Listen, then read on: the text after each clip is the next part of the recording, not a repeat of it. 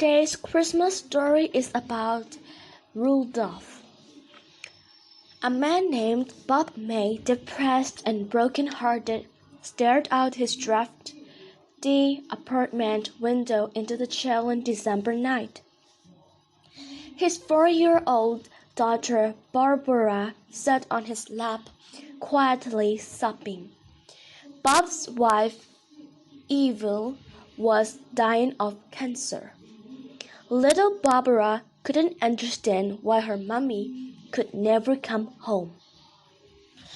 Barbara looked up into her dad's eyes and asked, "Why isn't Mummy just like everybody else's mom?"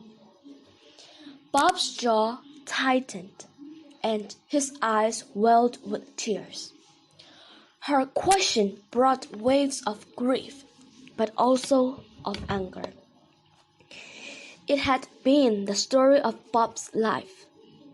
Life always had to be different for Bob. Small, when he was a kid, Bob was often bullied by other boys. He was too little at the time to compete in sports. He was often called names he'd rather not remember. From childhood, Bob was different and never seemed to fit in. Bob did complete college, married his loving wife, and was grateful to get his job as a copywriter at Montgomery Ward during the Great Depression. Then he was blessed with his little girl. But it was all short-lived. Ills, bought with cancer, stripped them of all their savings, and now Bob and his daughter were forced to live in a 2-room apartment in the Chicago slums. Alva died just days before Christmas in 1938.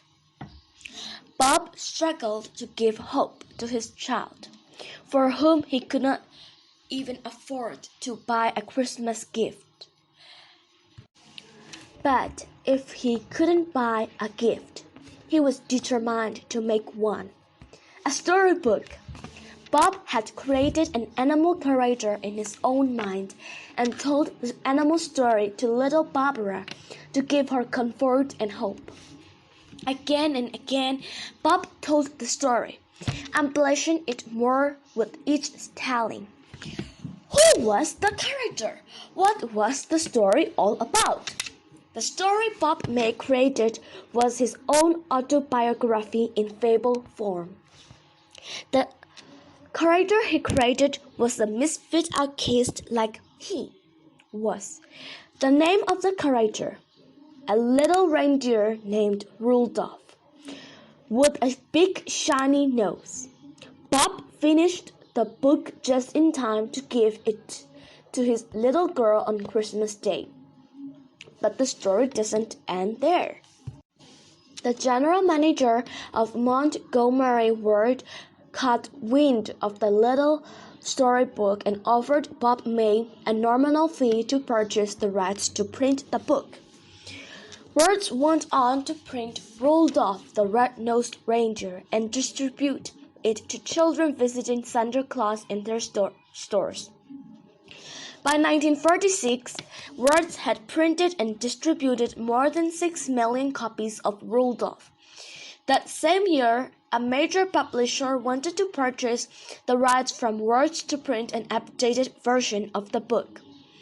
In an unprecedented gesture of kindness, the CEO of Ward returned all rights back to Bob May. The book became a bestseller.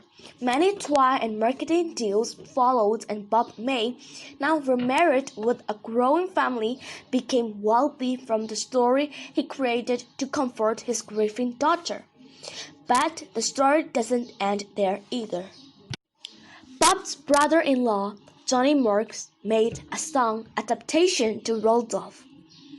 Though the song was turned down by such popular vocalists as Bing Crosby and Dinah Shore, it was recorded by the singing cowboy John Utry.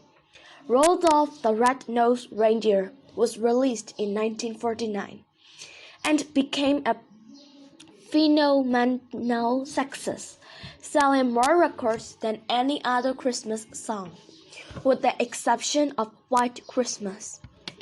The gift of love that Bob May created for his daughter so long ago kept on returning back to bless him again and again. And Bob May learned the lesson just like his dear friend Rudolph, that being different isn't so bad. In fact, being different can be blessing.